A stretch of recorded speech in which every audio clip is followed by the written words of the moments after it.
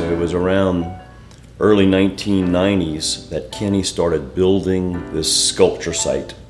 I think that Kenny might have named it himself the Heartifact, because he's got this one kind of tile that he created with the words Heartifact in it. It looks like the title tile to me.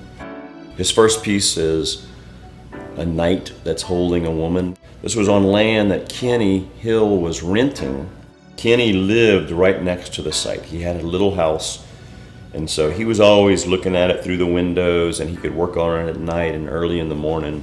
Kenny really didn't talk to the landowners about what he was doing, and after 10 years, or getting closer to around 2000, neighbors started complaining because the grass wasn't being cut. There was weeds in between the sculptures. There was a sculpture garden there, but really people that passed by on the road didn't really see it. Finally, some eviction notices started coming. Kenny got upset and he left. So Kenny's still alive, but he left that site on that day without really any explanation as to what to do. But luckily, Nichols had a guy named Dennis Saporsky. He was the head of the art department. And Dennis had been shown the site. Dennis knew that it was important. And Dennis was from Wisconsin. That's where the Kohler factory is. Kohler that makes lavatories and sinks and bathroom fixtures. Well, Kohler's philanthropy is they also conserve folk art sites. He brought them down before something changed on the property. He kind of felt like it was an emergency situation. And so the Kohler people, they showed up and they said, this is an incredible place, you're right. Then Kohler came, bought the land, conserved the art, had it all valued and restored. And they created this little interpretive center where we can host receptions, and they bought the next door piece of land for a little contemporary sculpture site.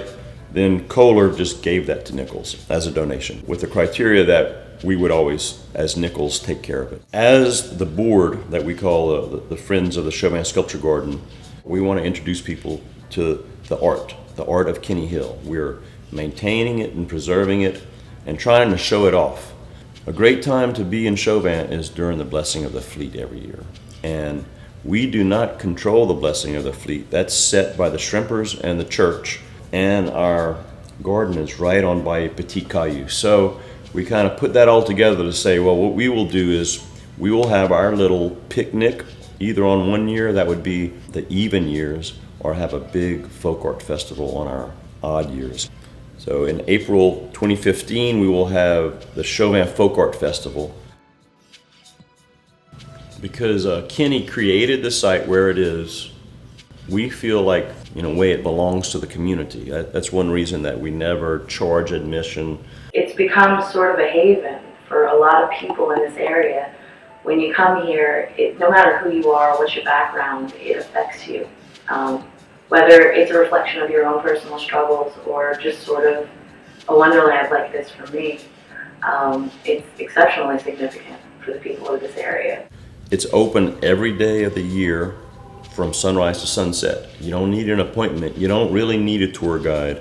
On the other hand, on Saturdays and Sundays, we usually have our artist docents here from 11 to 4, and they can give you a nice guided tour and person on person give you maybe some advice as to where you should go as you keep going down south. Now, if you have a group, we could take some paint out and we could maybe let you help us conserve the site. But on the other hand, you don't have to go through any of those fancy preparations. You can show up any day of the year and just check it out by yourself. And we've got some quotes from Kenny that he said that's what he wanted people to do.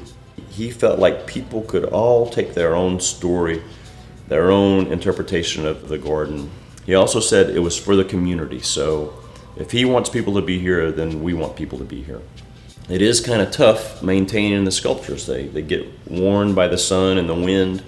And then Chauvin is very close to the coast. There's always a hurricane threat. The site is made of concrete, and in general it's pretty strong.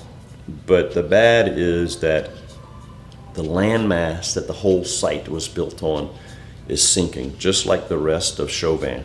We see the water kind of seeping into the garden a little bit more every year. And then when the big winds come, most of the cement is okay, but little pieces fall off every now and then. And, the 100-year outlook is not very good. But if I would be optimistic about it, I would say that we're going to be inside the levee, and so maybe things will get better.